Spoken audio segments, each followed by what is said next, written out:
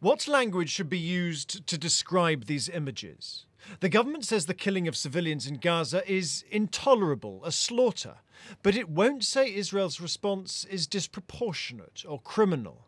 And it's that lack of unequivocal condemnation that prompted this Foreign Office minister to resign.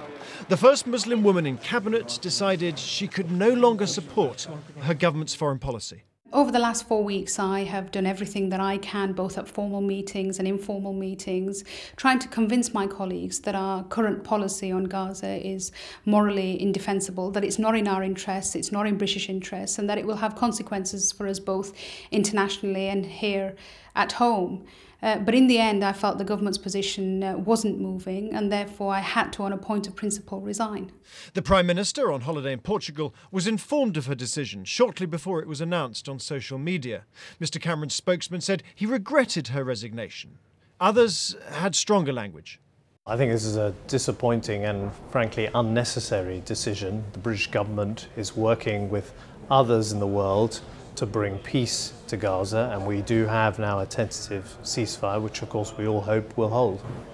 Lady Warsi once stood for election in her hometown of Dewsbury in Yorkshire, and some there today thought she'd done the right thing. I have to agree with her on that, so I may not agree with her other policies, whatever, but I have to agree with this bit. I support her. I think good, yes. Yes, I think Israel has just gone beyond, what can I say? Lady Warsi has long been a supporter of David Cameron without ever being part of his inner circle. I am proud that I can stand here with the first Muslim woman in a shadow cabinet or cabinet in Lady Warsi. She co-chaired his party, she travelled the world with him, a symbol perhaps that the Tory party was changing. But she was also outspoken and mocked his reliance on fellow Old Etonians.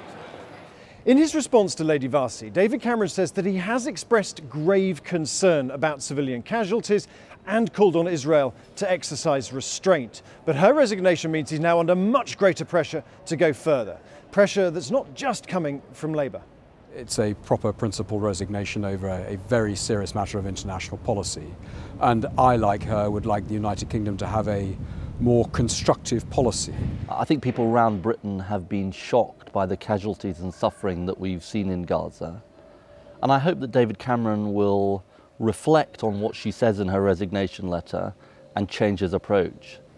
Yesterday, Lady Warsi took part in an act of remembrance over an old war. Today, though, she delivered an act of defiance over a new one.